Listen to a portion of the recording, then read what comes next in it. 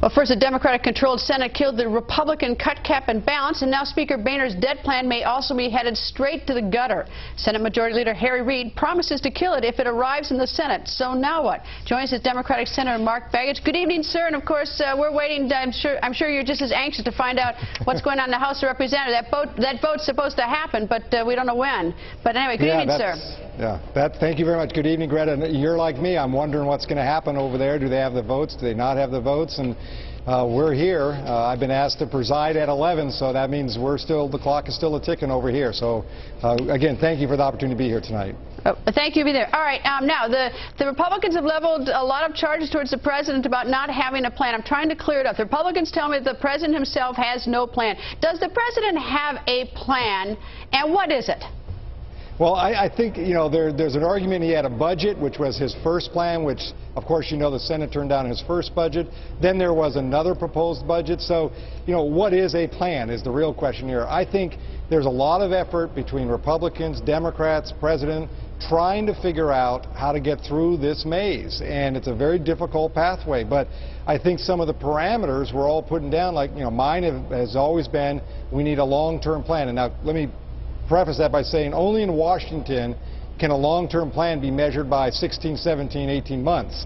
But we got to get out of this 2, 3, 4, 5-month issue because we'll never get on to the bigger issue, which is creating certainty in our economy. So does the president have a plan? He's laid out some things, but I'm not here to defend the president. That's his job. My job is to tell you and tell the American people, Alaskans, what I think we should be doing, and I've been doing it on the floor today. I went on a little rant because I got a little agitated, to be very frank with you, very disappointed, and to be very honest with you, on both Republicans and Democrats of where we are today.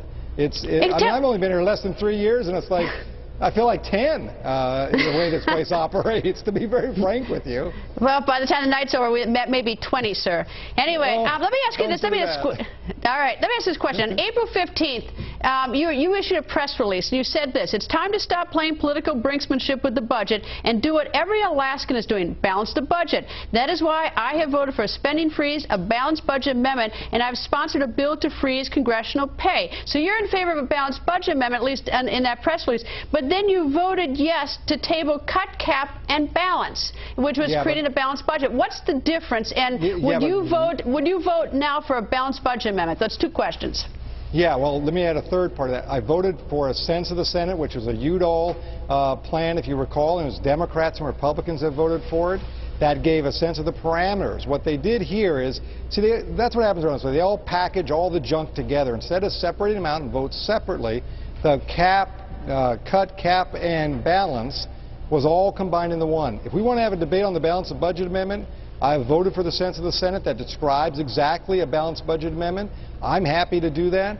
I think a balanced budget amendment is critical for the long-term health of our country. It should have special things in there to protect against emergencies, war, and I believe Social Security. But other than that, that's what the sense of the Senate was about. So this whole combine it all in and blackmail one vote for another vote, that's the way this place has been operating, Greta, for decades. People are pissed off about this way of operation.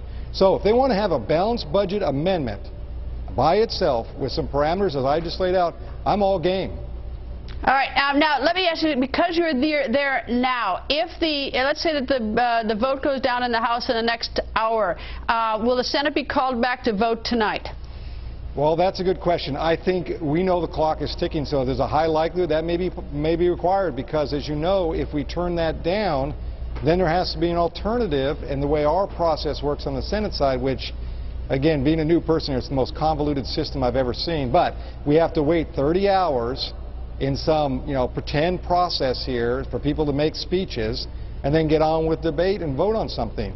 So it's very possible that we may have to be called back in order to move to the next stage. If we'll have to vote on Boehner's proposal because the clock is a-ticking. We can't afford any more hours. If we wait till tomorrow, we'll lose 12, 14, 15 hours. We can't afford that. This country cannot afford it.